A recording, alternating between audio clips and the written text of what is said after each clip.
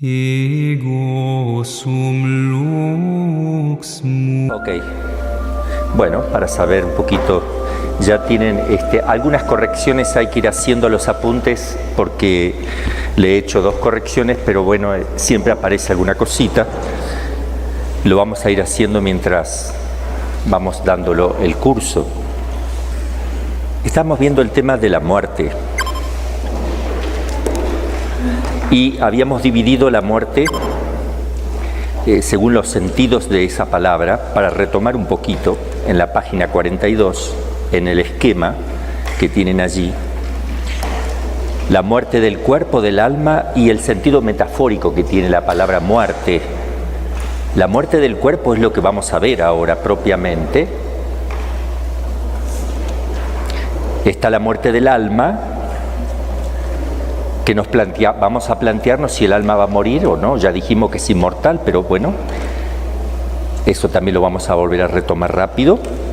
Y también hay una manera de hablar de la muerte en el alma, en la vida sobrenatural, si muere o no por el pecado mortal. ¿Y qué significa esa muerte? No es muerte natural del alma, sino que queda sin la gracia, por eso se dice muerte.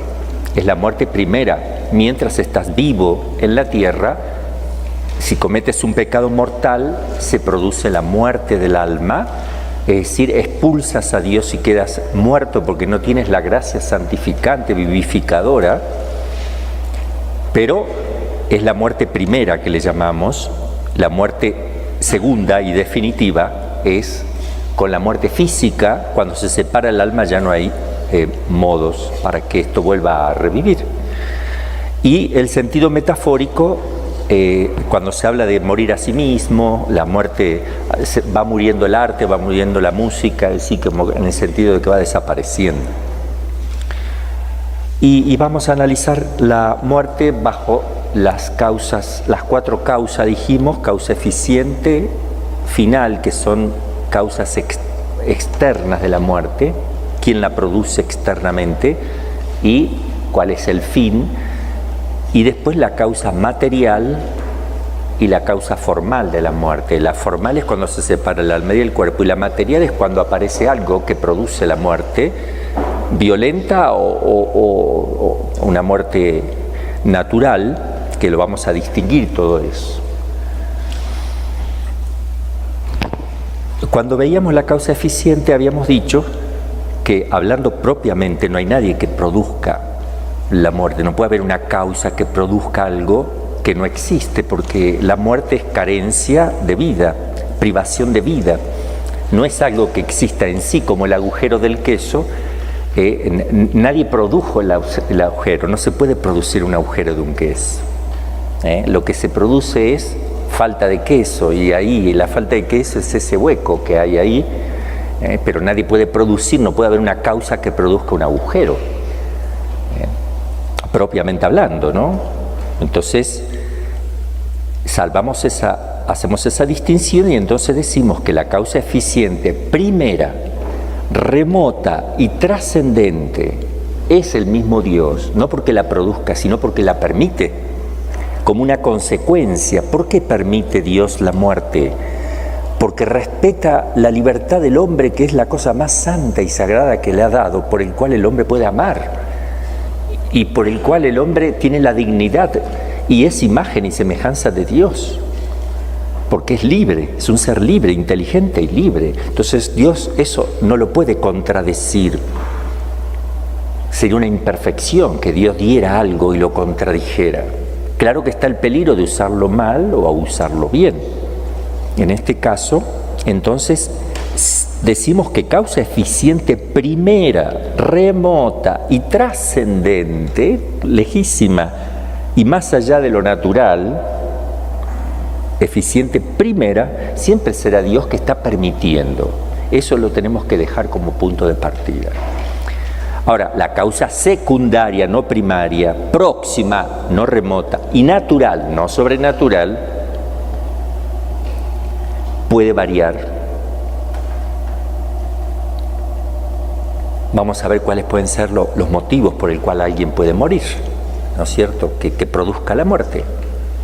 En primer lugar, En la página 43 aquí decimos, la causa primaria, habíamos dicho, es solo Dios que permite, y eso sale en la Escritura.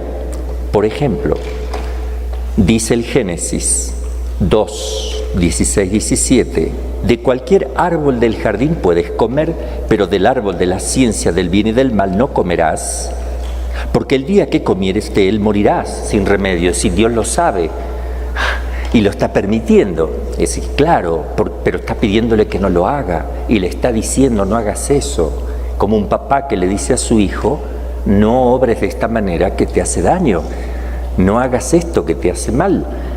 ¿No? El papá se distrae 2 minutos, el niño lo hace igual y le va a hacer mal, pero no fue responsable el padre, el papá le advierte, el papá no puede hacer nada para evitar eso porque ya está en la naturaleza y aquí ya está en el decreto divino por el cual le está dando la libertad al hombre. Por haber comido del árbol de que te prohibí comer, con el sudor de tu rostro comerás el pan hasta que vuelvas a la tierra de los que han sido tomados, pues polvo eres y al polvo volverás. Otra cita, Dios creó al hombre para la inmortalidad y le hizo imagen de su naturaleza para que sea inmortal. Esa es la voluntad positiva de Dios, que sea inmortal. La permisiva es que si quieres puedes no ser inmortal. Mas por envidia del diablo entró la muerte en el mundo. Así pues, así como por un hombre entró el pecado en el mundo y por el pecado la muerte, así la muerte pasó a todos los hombres, por cuanto todos habían pecado. Romanos 5:2. Pues la paga del pecado es la muerte. Romanos 6:23. Y como en Adán hemos muerto todos, así también en Cristo somos todos vivificados. Eso también es voluntad positiva de Dios, que querer vivificarnos. No solo permisiva, es positiva. El magisterio de la Iglesia lo enseña. Hay 2 textos muy fuertes, uno del Concilio de Cartago, el otro del Concilio de Trento. El de Cartago dice, si alguno dijere que el primer hombre, Adán, fue creado mortal, de tal suerte que tanto si pecaba como si no pecaba, sufriría la muerte corporal. No es si pecaba o no, si pecaba. O sea, que saldría del cuerpo no en castigo del pecado, sino por necesidad de la naturaleza, sea anatema. No se puede enseñar eso. El hombre, Adán y Eva, no hubieran muerto naturalmente. ¿Por qué? Porque no podían morir naturalmente, sí podían morir naturalmente. Pero había una gracia, un don llamado preternatural que es de inmortalidad. Como había otro que es integridad y hay otro que es el de impasibilidad. Son 3 dones y la gracia santificante. Esas son cosas añadidas. Pero si Dios no le hubiera dado la inmortalidad, Adán y Eva, aunque no hubieran cometido pecado, habrían muerto naturalmente después de un tiempo, porque hay un desgaste de la naturaleza y eso es material, eso es del tiempo. Eso no entró por el pecado, el desgaste. El desgaste. Lo que sí hubiera sido una muerte dulce, si Dios no le hubiera dado la inmortalidad y no hubieran pecado.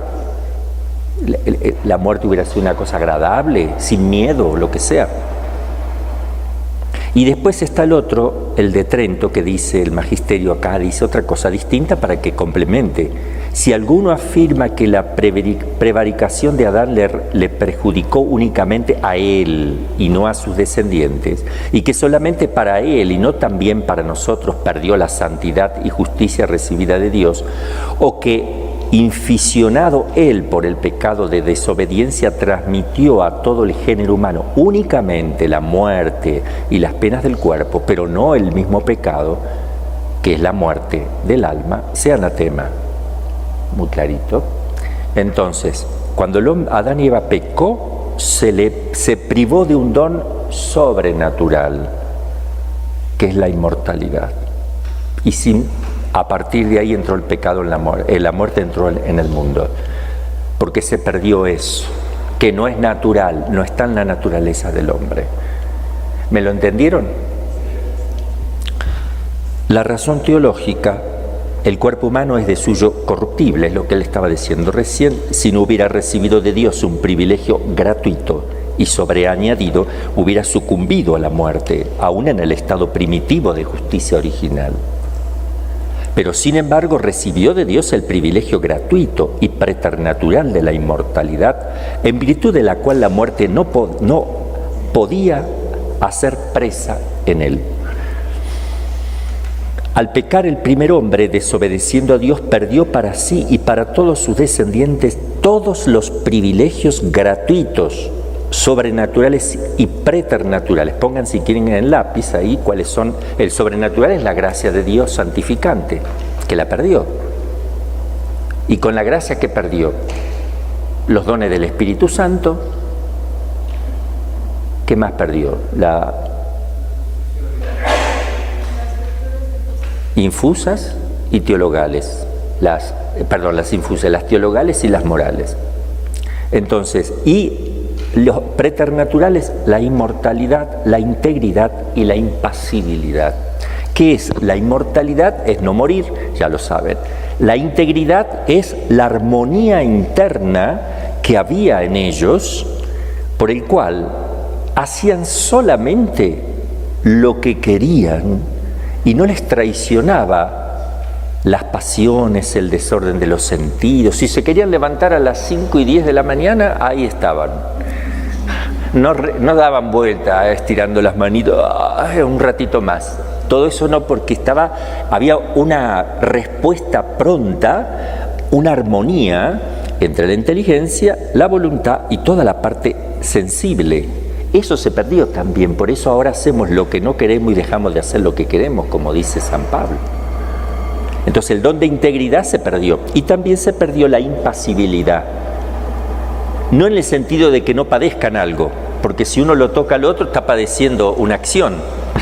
No, el sentido de impasibilidad es que no padecían dolores y sufrimientos. Por ejemplo, el trabajo, en lugar de ser ganarás el pan con el sudor de tu frente, trabajar hubiera sido agradable, como cuando uno va a pintar un cuadro que le encanta. Ay, no veo la hora de que tenga recreo para ir a pintar. Está trabajando, claro que está trabajando, pero hace lo que le gusta. Todo hubiera sido así, todo hubiera sido recreativo, todo hubiera sido fácil. No era el sudor de la frente en el sentido de penoso, de arduo, de sacrificado, porque no entró el desorden. No había un sacrificio, había una armonía. Justamente por eso el pecado de Adán y Eva era un pecado gravísimo, porque no tenían la debilidad de la carne. Un pecado de acá, del entendimiento. No vieron una manzanita que brillaba y se la comieron por gula. No. La manzana no aparece en la Sagrada Escritura. Se habla de un árbol del bien y del mal, del cual no podían tocar. El árbol de la sabiduría, del querer ser como Dios. La expresión está así, no se sabe bien qué es ese árbol, ¿verdad? Solo se habla de algo que estaba en el jardín, de un árbol que no había que tocarle. Ellos quisieron conocer algo que solo Dios sabía, que es el mal, el pecado. Dios lo sabía no porque lo había experimentado, porque solo Él puede saber todo, absolutamente todo. Toda la privación de bien, como es el pecado, lo sabe. Y el hombre quiso ser como Dios, conocedor de todo, ese es el pecado de Adán y Eva. Es tremendo. Por eso la humildad es la contrapartida de Adán y Eva. Y justamente se anonadó Cristo a sí mismo, se humilló a sí mismo, humillarse, humilis. Se humilló a sí mismo, haciéndose obediente hasta la muerte y muerte de cruz, muerte humillante. Y María dice, vio la humildad de su esclava, la bajeza. Fíjense cómo el nuevo Adán y la nueva Eva hacen el acto de humildad supremo más grande que existe, que es el morir, la kenosis. Y por otra parte, en contraposición de Adán y Eva, que se quisieron elevar por sí mismos, por instigación del demonio, digamos, ¿no? Yo voy resumiendo, voy a pasar por ahí medio rapidito, me paso a la página 44. Por eso dice Santo Tomás que la muerte es natural, por la condición corruptible del cuerpo, y penal por la pérdida del privilegio preternatural. Natural porque se pierde eso, y penal es una pena también, las dos cosas. Si ustedes quieren profundizar, Santo Tomás acá dice, puede leerse con mucho provecho las 8 dificultades de su respuesta que Santo Tomás plantea en la Suma Teológica Secunde, cuestión 164, artículo 1, que fácilmente lo encuentran en internet, de la Suma Teológica, y bajan la partecita, y si no, acá hay sumas teológicas, lo digo para los laicos, si quieren encontrarlo, que son lindas cosas para leer, pero como yo estoy haciendo un resumen, obviamente vamos sacando cosas. Ahora, la causa secundaria, dijimos, próxima y natural de la muerte del hombre, es una enfermedad o accidente que le arrebata la vida.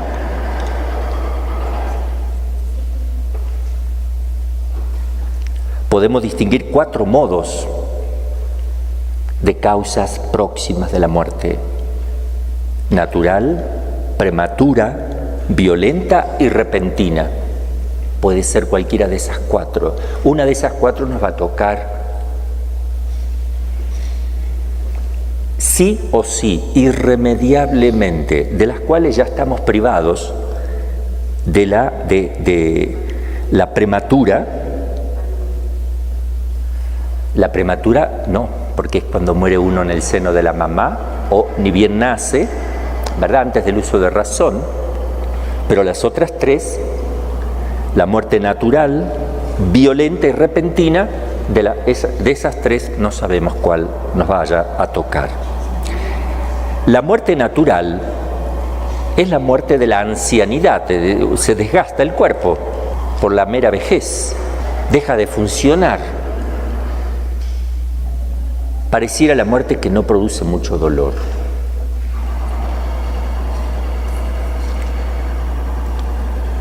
Acá dice, puede leerse la descripción que hace Surblet y que trae a colación el padre Antonio Rollo Marín en su libro Teología de la Salvación, página 214. Y hay una llamadita que dice abajo, Bach 1965 en adelante, siempre citaremos esta edición.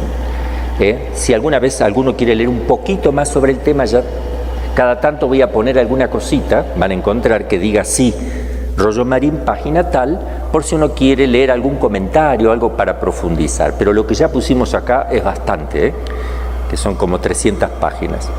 La muerte prematura, millones mueren antes de nacer, espontáneo, con abortos espontáneos. Hay cantidad de almas en el cielo. Otros por aborto voluntario, es un crimen. No es algo que a los niños les perjudique el aborto voluntario, que le perjudique ¿en qué sentido? No tienen uso de razón. Ellos, pero hay de aquel que mata una vida.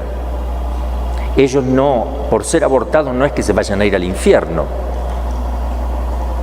Están en manos de Dios.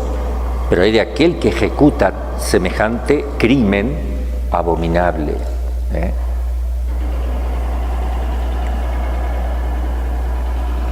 Porque igual tienen que morir esos niños. De hecho, pueden morir santamente como los niños inocentes que murieron a causa de Cristo, con motivo noble, ¿no? Bueno, la cantidad de millones de seres que no vieron la luz de este mundo, otros que ni bien nacieron, murieron y antes del uso de razón, otros como niños ya con uso de razón, pero pequeños, otros en la juventud.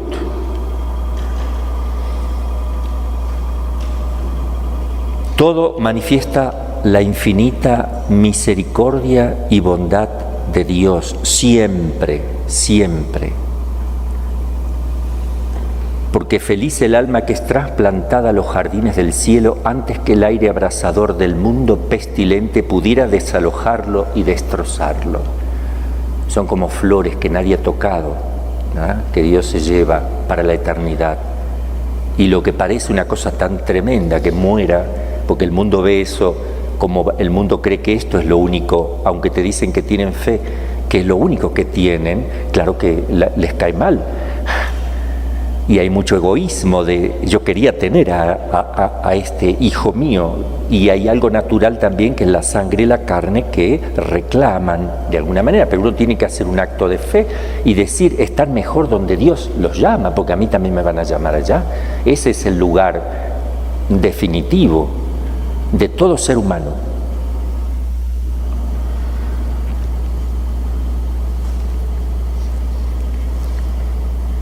Muerte prematura, entonces.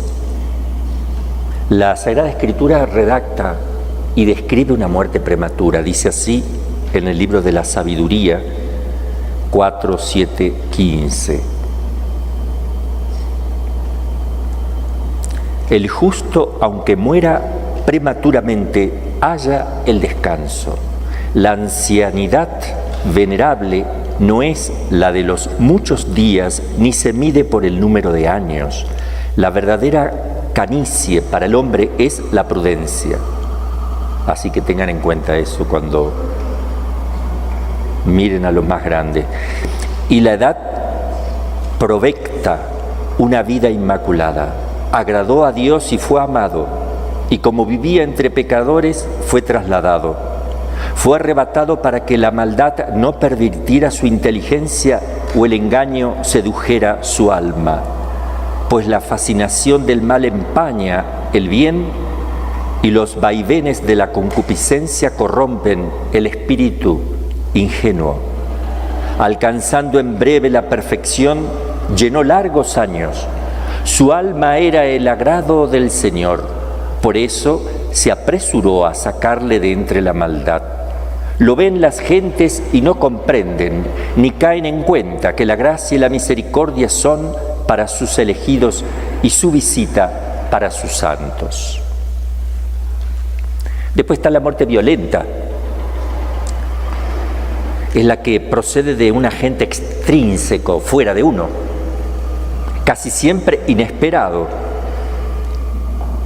Fulminado por un rayo, ahogados en el mar, accidente de tránsito, una bomba, balaceras, carbonizado por una descarga eléctrica o abrazados por llamas. Pero lo cierto es que ninguno de ellos pensó al levantarse por la mañana que su muerte estaba tan próxima y al alcance de su mano. Pero sí, así fue en realidad. Nadie pensó, nadie piensa con la muerte violenta, nadie pensó que le tocaba.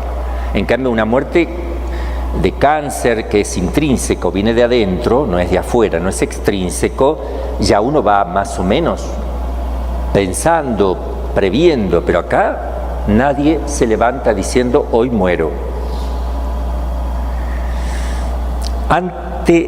Ante esto, el Señor misericordioso y compasivo nos advierte en el Evangelio: estad prontos. Ya también lo advierte, todo está previsto en su infinita bondad y misericordia. Estad prontos y preparados, porque a la hora que menos penséis vendrá el Hijo del Hombre. Entre las muertes violentas externas que vienen de algo exterior está el mártir.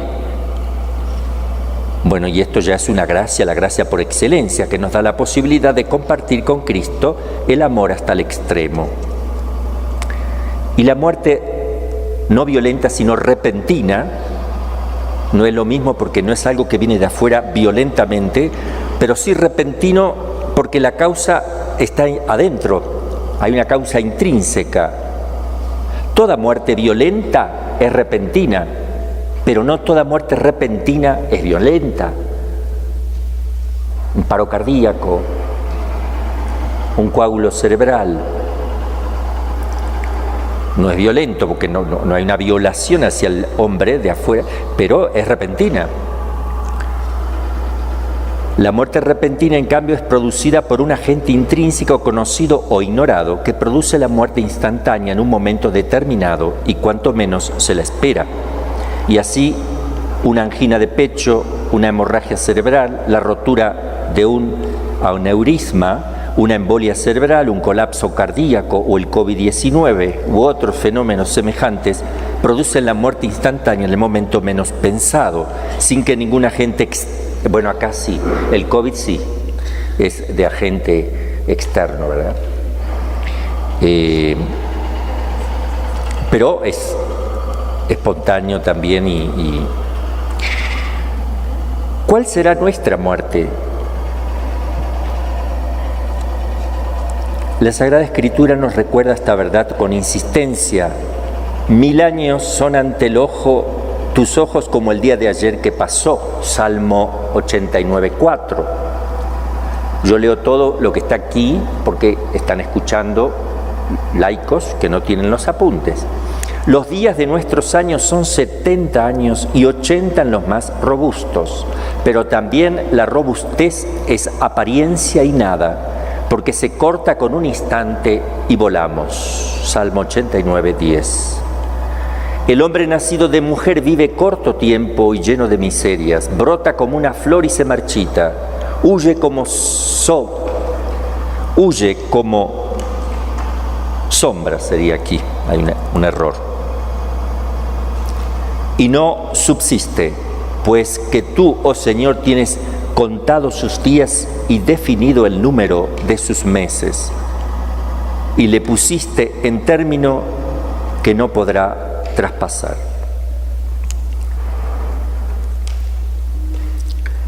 Bien, vamos a la causa material. Eso es la causa eficiente, pero ahora la causa material de la muerte.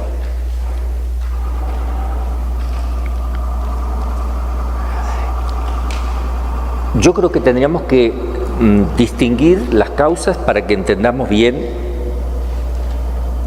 Vamos a dar un ejemplo. La causa eficiente es de una casa. La causa eficiente, el que produce la casa. Primera es el arquitecto. Eficiente segundo, los que están ahí en contacto directo con los albañiles. La causa material de la casa serían los bloques, los ladrillos. La causa formal es que sea casa, la forma, que sea casa. Y final, para habitar el ser humano. Ahí tenemos las 4 causas. Todo se analiza por las 4 causas.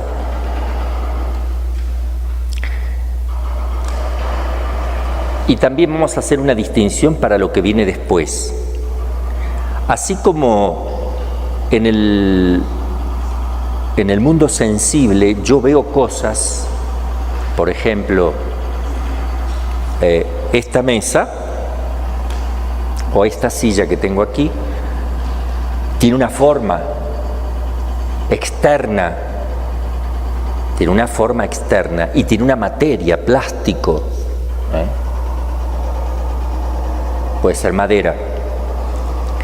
Así también en el mundo, en la filosofía, realmente todas las cosas tienen una composición ontológica interna que no lo percibe la vista, que es materia prima y forma sustancial. Cuando se juntan las dos está. Yo no puedo tener una silla si no tengo esas dos cosas, la forma y la materia, no la tengo. Materia sola, plástico solo no es una silla. Silla sola no existe si no tiene una materia, tiene que tener algo, madera, plástico. Entonces no puede estar una sin la otra. Acá como principios, la materia prima, no segunda, la que no veo, y la forma sustancial también tienen que estar juntas para que exista algo en el plano filosófico. Es real también esto. Y así como ¿qué pasa si a una silla le corto el respaldo? Me queda un banco. Alteré la forma. La materia sigue siendo la misma, el plástico, pero cambié la forma y ya es un banco. Así la materia prima y la forma sustancial de los componentes van cambiando. Queda algo siempre que es la materia prima y va cambiando la forma cuando es alterada. Por ejemplo, si yo me como una manzana, Yo no puedo decir, después que terminé la digestión, que yo tengo una manzana dentro de mi panza. Pero algo de ella tiene que haber. La materia prima debe quedar porque algo hay. Si no hay nada, entonces desapareció. No. Está la materia prima, cambió la forma, ahora pasó, lo asimilé en mi cuerpo. La forma ha cambiado, materia prima se conserva. La materia prima no es nada, sino está unida a esa forma sustancial que hace el compuesto de las cosas. Así van cambiando las cosas. Cuando cambia siempre algo, todo se transforma, nada se pierde, se dice en química, ¿no? Entonces, todas las cosas van cambiando. Si yo muero, soy cadáver. Se cambió la forma, ya no soy yo, es un cadáver. Es materia en descomposición. Se cambió la forma, pero es mi cuerpo. La materia prima sigue estando, aunque cambió la forma y por tanto es otra cosa. Ya no soy yo, es otra cosa, es un cadáver. Esto es importante distinguirlo porque ahora vamos a ver la muerte y vamos a analizar esto. Causa material de la muerte es la disgregación, es la descomposición, la desintegración en la causa material de la muerte. Se desintegra algo.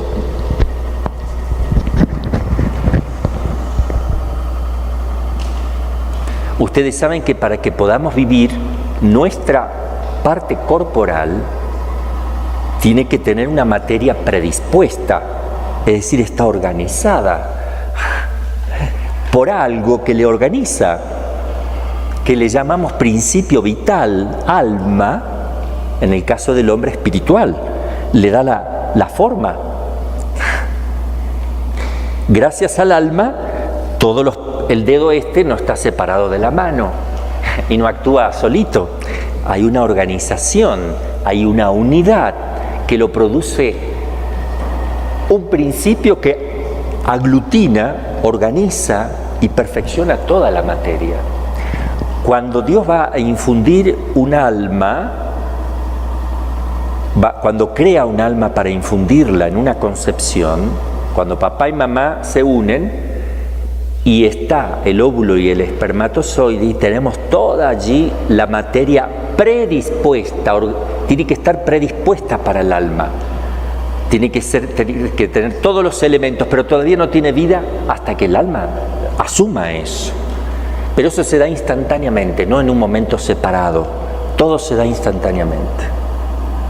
La muerte es sacarle ese, se cae, se desarma todo, se desinfla el globo.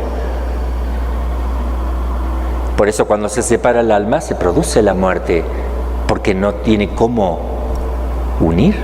Los que niegan la existencia del alma como un principio espiritual, médicos a veces, que ni se sientan a pensar, ¿verdad? Donde una persona cae muerta porque algo físico, algo material funcionó mal, el corazón se abrió, se murió, se cayó, se murió.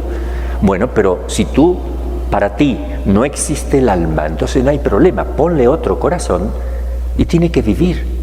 ¿Por qué no vive? Porque algo que antes estaba ya no está. No está ese principio que aglutinaba todo, no. Y no lo puedes producir, no lo puede producir una máquina. Sí, si te meten en hielo, si te congelan no te vas a corromper, pero no estás vivo.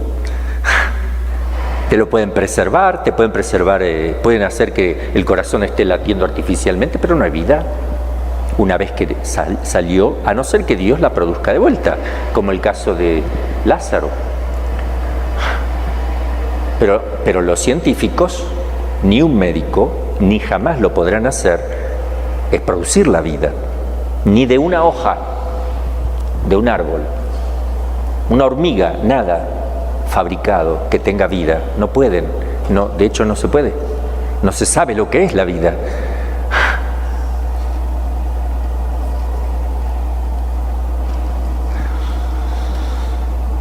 Bien, entonces causa material. Todo lo que se compone de elementos contrarios es naturalmente corruptible porque se puede componer. Lo que se compone se puede descomponer. Cuando se corta la luz, muchas cosas del refrigerador se descomponen. Por eso dice el Aquinate, que es Santo Tomás de Aquino, Aquinate, que la muerte era natural al hombre, aún en el estado de inocencia, debiéndose su inmortalidad a un privilegio preternatural sobreañadido, que teníamos todos, que lo perdimos. La Iglesia ha proclamado expresamente esta doctrina al condenar las enseñanzas o la proposición de Bayo. Bayo era un teólogo, ya va a aparecer muchas veces. Bayo, ¿qué decía él? ¿Qué enseñaba? Que está mal y la Iglesia lo condenó. La inmortalidad del primer hombre no era beneficio de la gracia, sino una condición natural. No era natural. El Papa San Pío V es el que hace esta condenación a Bayo en la bula Ex Omnibus Afflictionibus de 1567, y nosotros citamos como DZ, que significa Denzinger. Es un manual donde recoge todas las definiciones de la Iglesia. Después salió otro que actualiza más aún, que se llama Denzinger más Joe Metzer, son autores. Un autor llamado Denzinger hizo ese manual, por eso se llama el Denzinger, y después vino otro llamado Joe Metzer que dijo, otro alemán, vamos a juntar los dos. Entonces Denzinger, Joe Metzer tiene una numeración distinta, pero conserva la anterior. Entonces cada vez que uno necesita ver una definición del magisterio, qué dice la Iglesia sobre tal punto, se va y lo busca allí.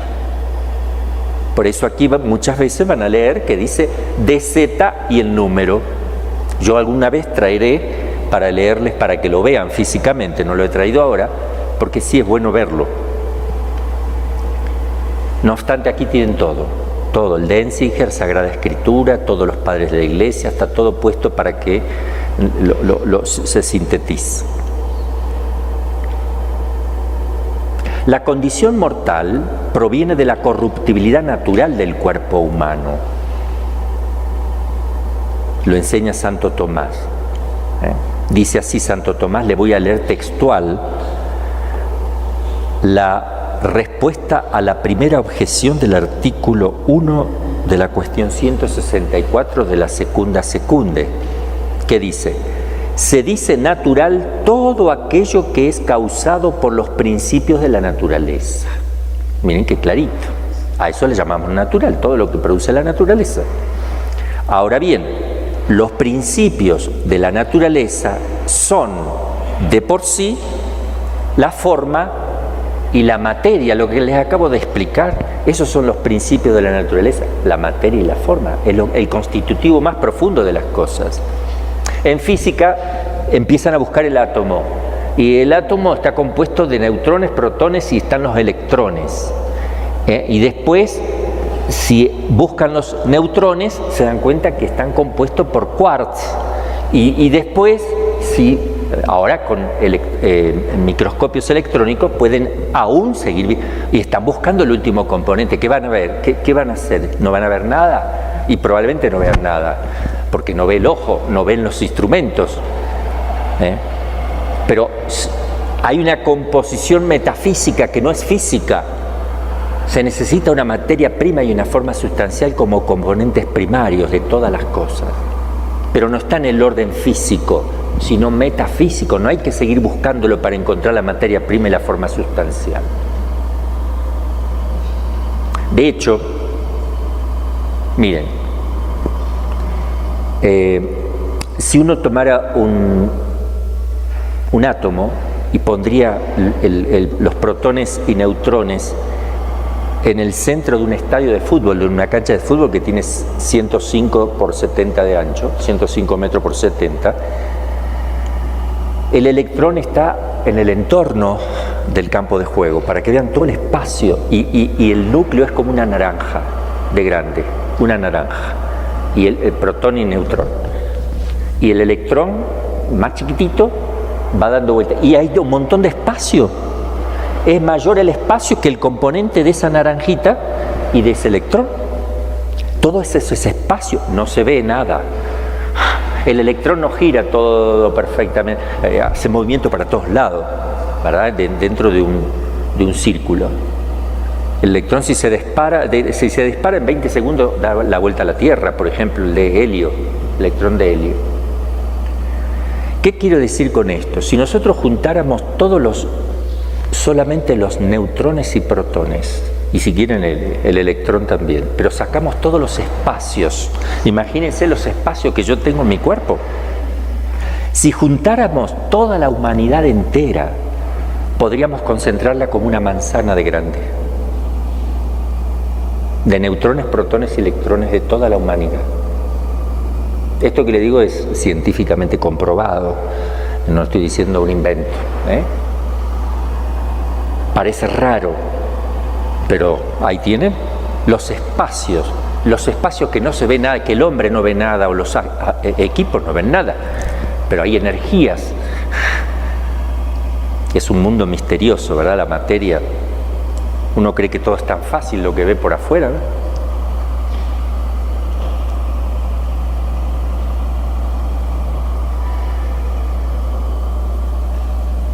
Por ejemplo, los fotones, que son las partículas de la luz, cada uno de esas partículas se comporta de una forma misteriosa, porque si uno bombardea con fotones unos agujeritos que se pueden hacer para que pasen por allí los fotones, etc. Cuando el ojo humano está observando cómo son bombardeados, los fotones se comportan de un modo. Cuando el ojo humano no los ve, se comportan de otro. Es decir, que el hecho de verlos, de verlos ya modificó los fotones. Y bueno, la luz, el reflejo, no sé qué, el reflejo, acuérdense que nosotros vemos porque ¿cuál es la causa formal de la vista? Es la luz. Y la causa material son los colores. Pero algo modifica. Todas esas pruebas están hechas. Es decir, y, por ejemplo, si uno mueve un fotón, se mueve el otro y no están iguales, están separados. Y hay un montón de comportamientos que no son los mismos que lo que nosotros vemos en el macromundo. En el micromundo, el mundo de los elementos básicos, se comportan en manera un poquito distinta, bastante. Misterios de la naturaleza, ¿verdad? Bueno,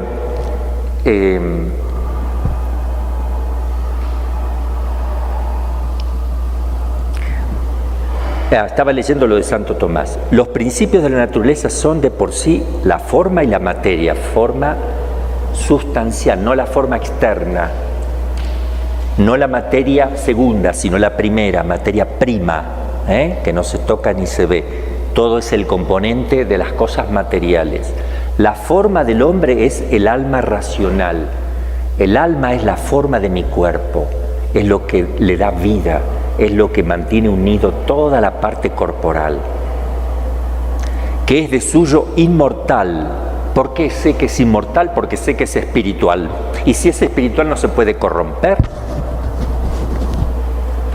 ¿La luz se puede podrir? ¿Un fotón se puede podrir? La luz. Huele mal la luz. Sin embargo, es material y sí es corruptible. Claro, durará, pero es corruptible. Como la miel se puede podrir. No. Les agarré, Es el único alimento que no se pudre. La miel puede estar millones de años, no se pudre.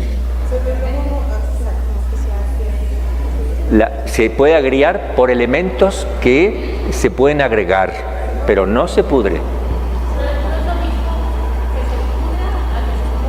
No se corrompe tampoco. Claro. Ciertamente que el desgaste es otra cosa, ¿no? Que eso se va a eliminar, con millones de años se va a eliminar, pero está probado eso. Para que vean ustedes cómo Dios hace las cosas, ¿verdad? Que un elemento tan básico. Bueno, son datos de la ciencia. Por lo mismo, la muerte no es natural al hombre por parte de su forma, es decir, el alma no produce la muerte del hombre, no por parte de la forma, pero la materia del hombre es su cuerpo, compuesto de elementos contrarios, de lo cual se sigue necesariamente la corruptibilidad. Entonces, si el hombre se corrompe, no es porque el alma le causó la corrupción, no, viene por el cuerpo. Esa es la causa material. En cambio, la causa formal sí va a ser porque se le sale el alma. ¿Pero por qué se sale el alma? Porque la parte material se descompone. Hay algo en la parte material que se desintegra, de tal manera que el alma no lo puede mantener. El alma lo puede mantener cuando hay cierta disposición en la parte corporal. Me pueden cortar un brazo, el alma mantiene.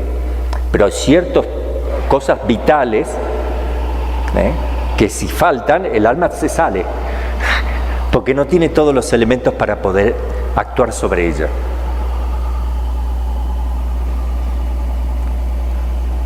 Ya cuando mueran van a ver cómo no lo van a poder explicar, ni entra en el examen la explicación esa. En el proceso de corrupción y descomposición del cuerpo hay que distinguir una doble fase.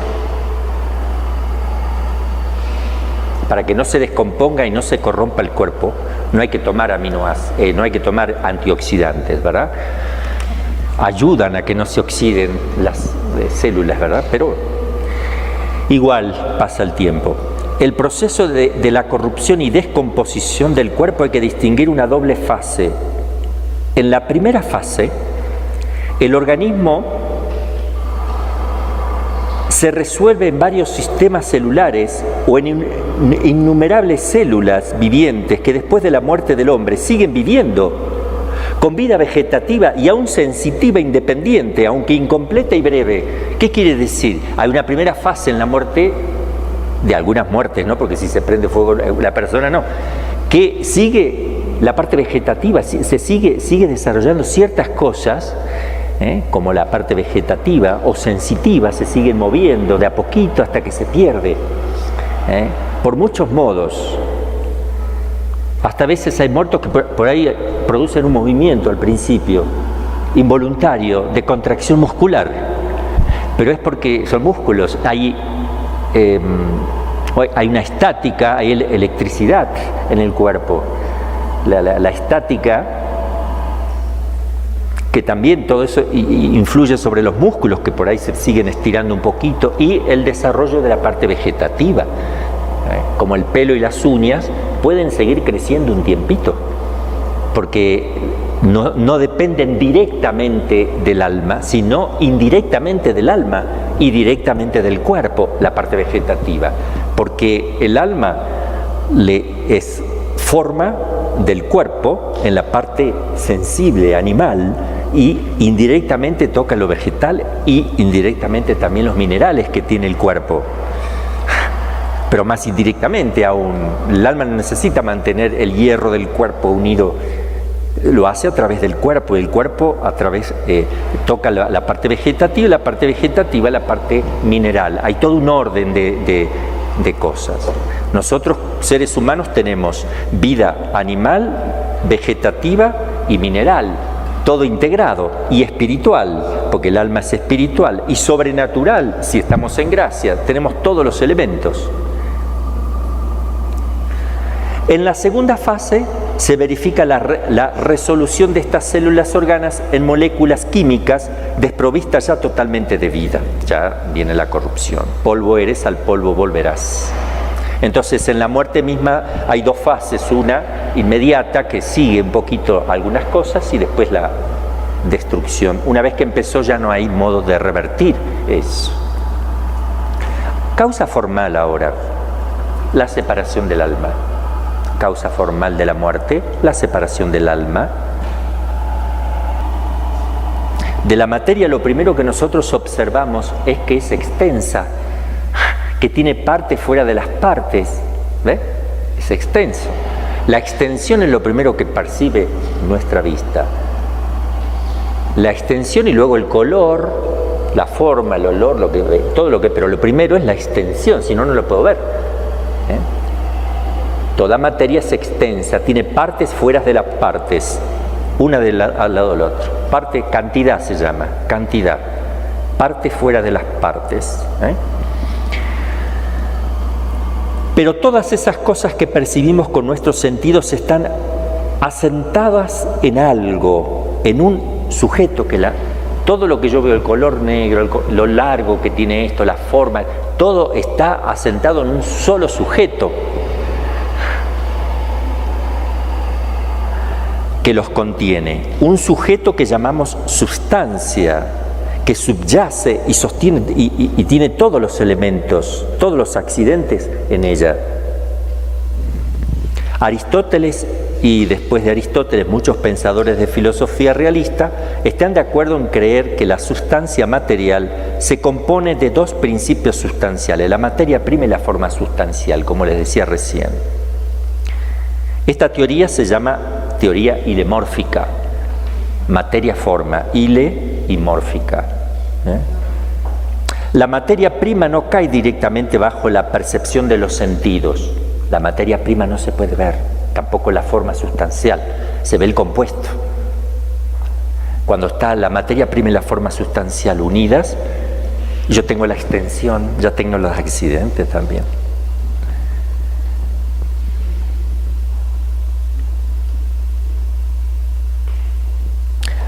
¿Cómo se da cuenta el hombre de que hay algo que subyace y algo que cambia? Hablamos, por ejemplo, de comer una manzana o un alimento. Me doy cuenta que algo tiene que quedar, acá ponemos así, para que una sustancia se transforme en otra sustancia debe haber cierta cosa de la primera, del alimento, tiene que haber cierta cosa que permanezca, si no, no me comí nada. Que subsista en la segunda que va a venir.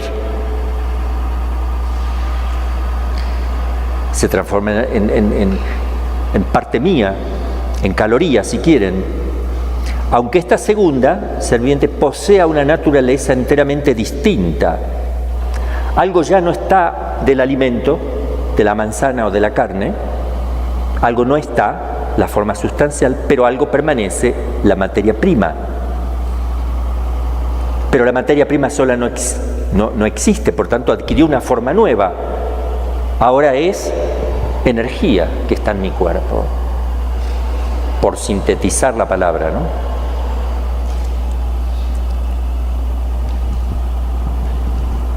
Este coprincipio primero de las transformaciones sustanciales le llama Aristóteles materia prima. Bueno, sigue diciendo acá para que explicar un poquito, la materia prima, esa materia prima no es una sustancia completa, ni es extensa, ni está dotada de cualidades. Para que sea una sustancia existente, extensa, dotada de cualidades, tiene que tener unida la forma. ¿Entienden algo? Porque esto es filosofía. La Madre Pía está dando metafísica, ¿verdad? Así que pregúntale cualquier cosa, le preguntan a ella. O las novicias que saben mucho. La materia prima no la debemos concebir como un simple concepto lógico tampoco, No es algo lógico, es algo ontológico, tiene existencia, existe, unidas. Si no son dos coprincipios que no existen, pero cuando se unen, ¿sí? La materia prima es pura potencia, la forma es un acto que actualiza esa potencia. Cuando se unen tenemos el elemento primario.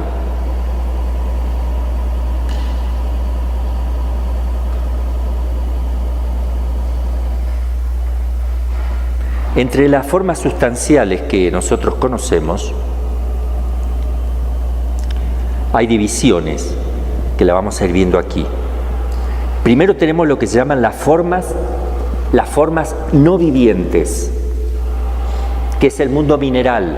Las piedras son formas no vivientes, materia prima y forma sustancial.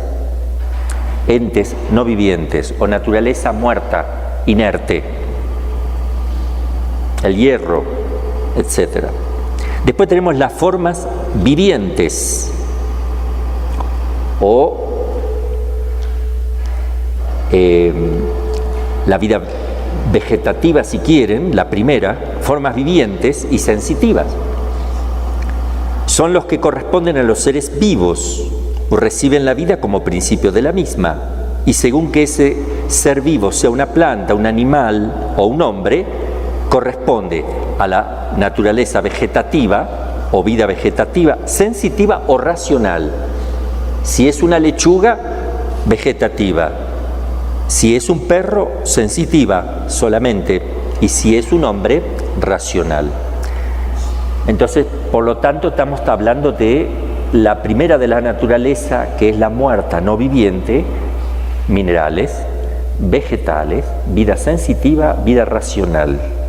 La racional es mixta, que es la nuestra, es sensitiva y espiritual. Tenemos algo de ángel y algo de animal, a veces más, a veces menos. Eso lo se sabe en los exámenes, cómo es la proporción. Bueno, las formas subsistentes ahora, que son otras cosas, ¿ves? Estas son formas que requieren la materia prima para que esté, pero hay otras que no necesitan la materia prima. ¿Que hay formas solitas? Sí. ¿Ande? ¿Para qué? No nos vamos a ir al mundo sobrenatural, estamos en el mundo natural. El alma. El alma puede estar solita sin la materia prima. Es la única. En los animales y en las plantas no, porque lo que le llamamos alma en los animales, si quieren llamarle alma, o principio vital mejor, pero si quieren llamarle alma, no es espiritual, depende de la materia, es intrínseca a la materia, y cuando se descompone la materia se desaparece ese principio, porque no perdura, porque depende de la materia. En cambio el alma no depende de la materia, se le sale. Te corrompen, me salgo. Y subsiste, son formas subsistentes que pueden estar solitas. Y no se pudre, ¿por qué? Porque es espiritual, y si no tiene partes integrales que lo integren, si no se compone, no se descompone. Porque es simple. ¿Qué significa simple? Que no tiene composición. Veo un pájaro allá arriba, ¿lo vieron ustedes? Entonces, el alma no se compone y por tanto no se descompone. Es simple. Que sea simple es como el pensamiento. El pensamiento es un acto de esa alma que no se pudre y es simple porque su principio, que es el alma, es simple. Ahí me doy cuenta que si yo pienso, realizo una acción independiente del cuerpo. Me valgo del cerebro, pero el pensamiento es el resultado no de algo material, porque una piedra no piensa, una planta no piensa, un animal no piensa. Porque si pensara un animal, algunos creen que sí todavía, tendríamos que tener una silla aquí que podríamos invitar a los 5 perros que tenemos. A Liz no, porque no capta nada. Sí. A ver, porque tú me haces la pregunta o ahí tienes para que te escuchen todos. Entonces, cuando hablamos, por ejemplo, de los delfines o elefantes, que se les llama animales inteligentes, sí. Entonces, propiamente no está bien dicho, ¿no? No. Entonces, ¿cómo se le llamaría? Tienen mayor estimativa, es decir, tienen instintos superiores, instintos que responden no racionalmente, responden naturalmente, pero no razonablemente, no manejan eso.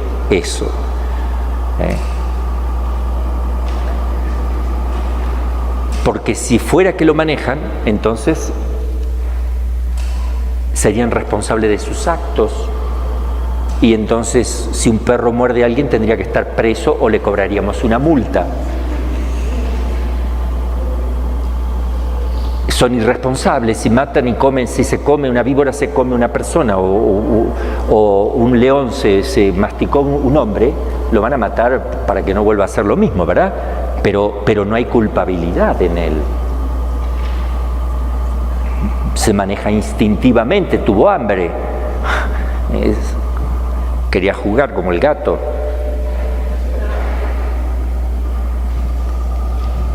Son instintos más desarrollados dentro del mundo animal. Nosotros tenemos algunas cosas instintivas, pero lo nuestro es, en lugar de ser estimativa, es cogitativa, porque cogito significa pensamiento.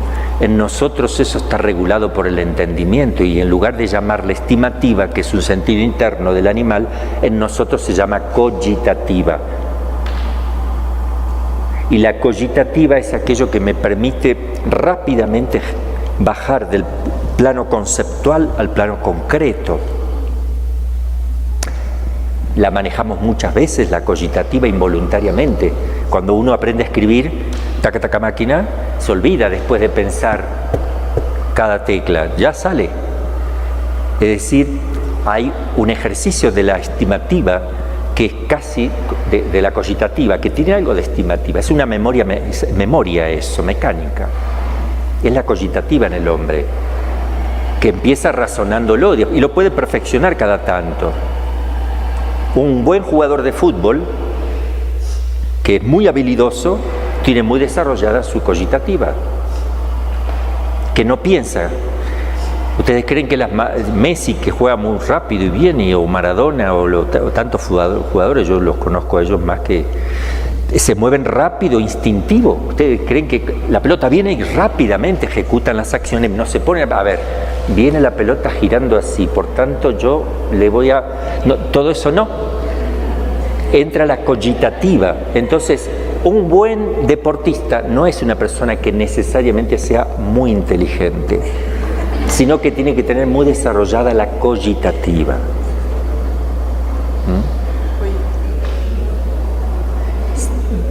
Lo que se llama el sentido práctico también, la practicidad. Una persona que no es práctico jamás va a ser un buen deportista. Hay personas que no pueden, son muy especulativos, tienen poca practicidad, algunos por perezosos que nunca quisieron hacer nada, otros porque son especulativos. Yo tenía un profesor de metafísica que no sabía prepararse, se quería pelar una manzana y no podía. ¿Me ayudas? Porque esto para mí es un misterio. Porque era muy poco práctico, pero era muy inteligente. Muy inteligente. También tuve uno en Roma, también así.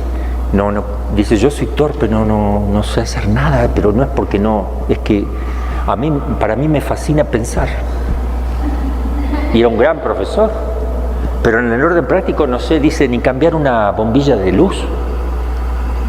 No sabría desenroscar.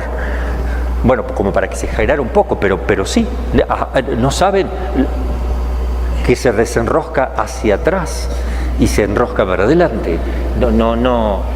Poca practicidad, ¿verdad?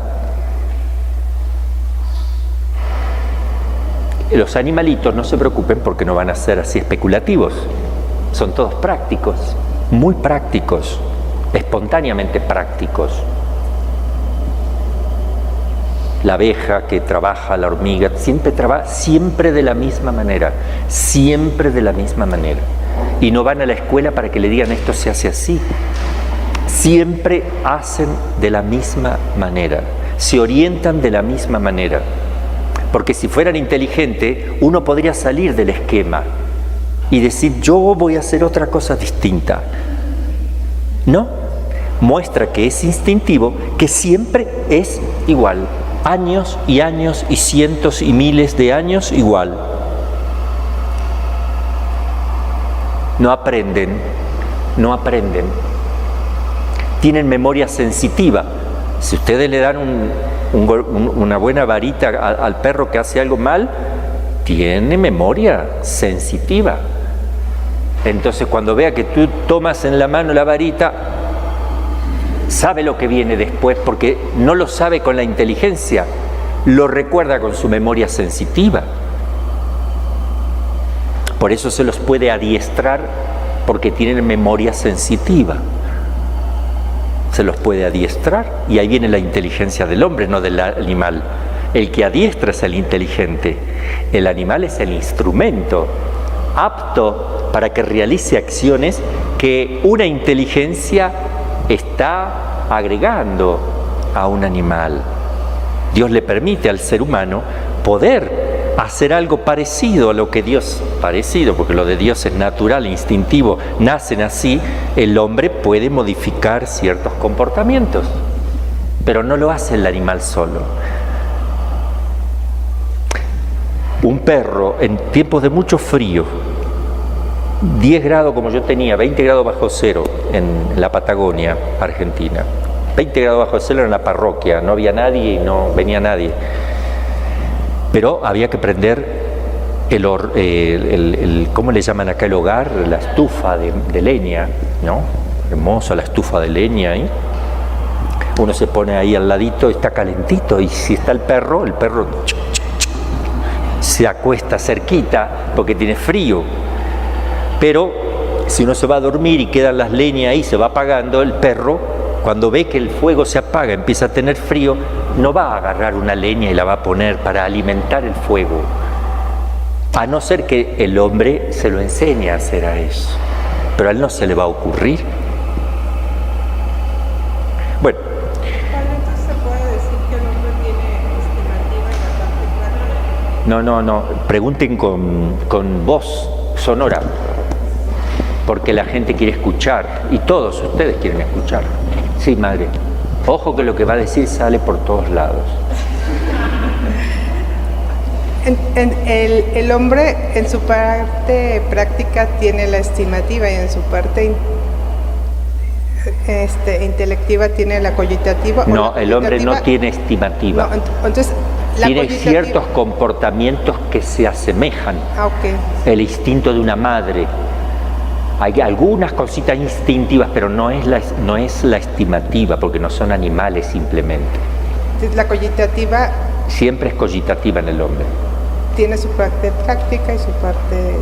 La cogitativa no tiene su parte práctica y su parte especulativa, sino que es lo que permite la ejecución pronta en los planos, en la parte de abstracción y en la parte sensitiva. Es el mecanismo, acuérdense que a través de la cogitativa se produce lo que es el fantasma de la imaginación en el conocimiento. Se queda uno con el concepto de las cosas. La jarra esta, si yo la conozco, no me queda dentro de mi cabeza metida. Ya sé lo que es la jarra, que la jarra se va a quedar exactamente donde está, pero yo voy a tener algo desprovisto de... ¿Quién hace que yo no esté mirando ni considere lo material? La cogitativa se queda con ese proceso del cual me ayuda a quedarme con una idea de jarra. Lo hace precisamente con la ayuda de la cogitativa. Entonces yo cada vez que digo jarra no pienso en el color azul de la tapa. Cuando conocí por primera vez una jarra no me voy a quedar con el color azul o la forma de esta jarra. Sé qué jarra es, porque me quedé con la idea, es un recipiente grande para colocar líquidos. Creo que esa es la definición de una jarra. Y el vaso son recipientes menores para fraccionar los líquidos, principalmente el agua y el vino.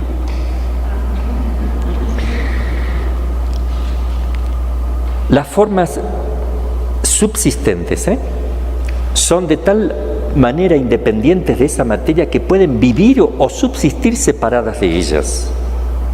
Tal es el caso del alma humana. Tiene vida propia, independiente del cuerpo. Ahora, las formas no subsistentes, que no subsisten solas, son las que dependen esencialmente de la materia. De tal manera que si la materia pierde su predisposición, se deshace el compuesto al adquirir otra forma distinta. Tales suceden con lo que llaman las almas o los principios de vida de los animalitos y de las plantas. Un animal no tiene futuro. Ellos no tienen esperanza teológica, ¿no? Sí están esperando que le den la comida, no se preocupen, porque es teológica. No se proyectan en el futuro. De tal manera que si un león se come un conejo, no es un mal para el conejo. ¿Quién? Bueno, eso es un mal, hermanita, porque no le corresponde. Bueno, los gatos tienen que saber que donde hay perro mejor no se metan. Si el león se come un conejo, repito, no es un mal para el conejo, es un bien para la ecología general en el sistema. El conejo no se le priva de nada, nada. Le duele que le muerdan, claro, le duele, tiene dolor, pero no tiene sufrimiento. El sufrimiento es del alma, el dolor es del cuerpo, es físico. Le duele y grita, pero no sufre. El hombre, además que le duela, sufre. Y cuando el animal se resiste a que lo maten porque tiene el instinto, se da cuenta que lo van a matar, por ejemplo,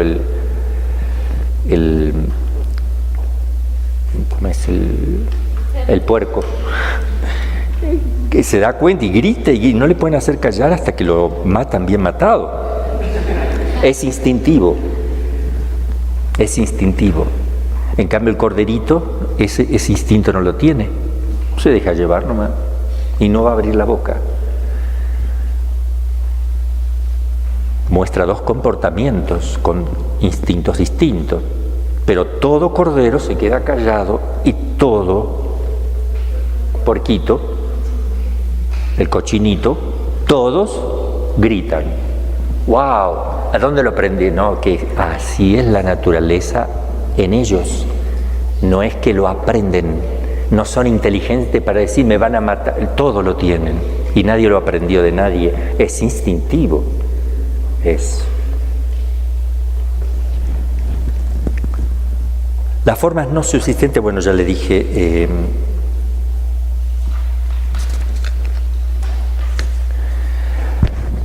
cuando la forma vital está presente, informando la materia, tenemos un ser vivo. Cuando desaparece, el cuerpo se convierte en un cadáver.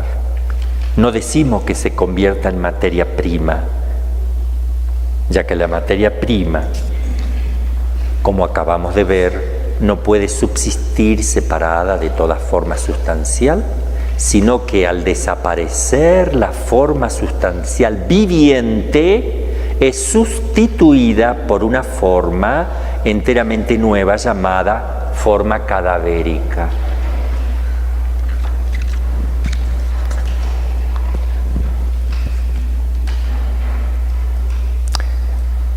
El alma humana es la forma sustancial del cuerpo. Esto se puede demostrar en filosofía perfectamente, que es una demostración racional, pero además está definido por la Iglesia. Pero por la simple razón me doy cuenta, pero además está definido por la Iglesia. Lo define la Iglesia con una de las tesis tomistas. Ustedes saben lo que son las... Fíjense que acá en la página 48, en la nota 3, dice tesis tomista 16. Es una de las 24 tesis tomistas propuestas por la Sagrada Congregación de Estudios como norma de dirección completamente segura.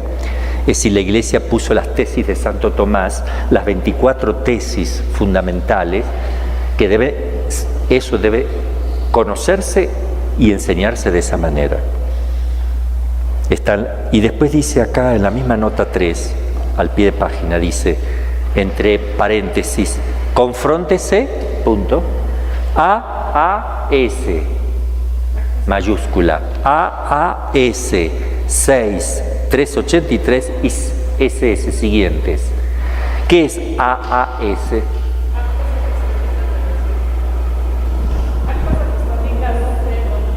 Acta Apostolicae Sedis. Son las actas de toda enseñanza que la Iglesia hace.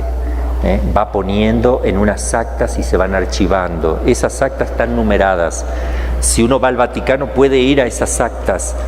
Acta 6, número 383 y siguientes. Todo lo que está en las actas es enseñado por la Iglesia. Por eso es importante si dice o no así abajo. Conclusión. La causa formal de la muerte del hombre es la separación del alma de su propio cuerpo. Esa es la conclusión. La Sagrada Escritura, hablando de la muerte del hombre, dice: antes que se rompa el cordón de plata y se torne el polvo a la tierra que antes era, y retorne a Dios el espíritu que Él le dio. Se ve claro aquí que la muerte rompe la unión sustancial existente entre el alma y el cuerpo. Y San Pablo llama a la muerte disolución del vínculo, así le dice. ¿Disolución de qué vínculo? Alma y cuerpo, es la disolución de ese vínculo que ata el espíritu al cuerpo, Filipenses 1:23, o también resolución del mismo, 2 Timoteo 4:6. Y se llama al cuerpo tienda, le dice San Pablo, tienda donde mora el alma, de la que seremos despojados por la muerte. La misma idea repite San Pedro cuando habla de la tienda de su cuerpo y de su próxima partida hacia el Señor. Acá tenemos el magisterio de la Iglesia que nos enseña y dice así. La Iglesia enseña siempre esta doctrina, sobre todo en las preces de la recomendación del alma y en la liturgia de difuntos. Acuérdense que la liturgia enseña siempre lo que debemos creer. Y damos gracias al Señor. Ego sum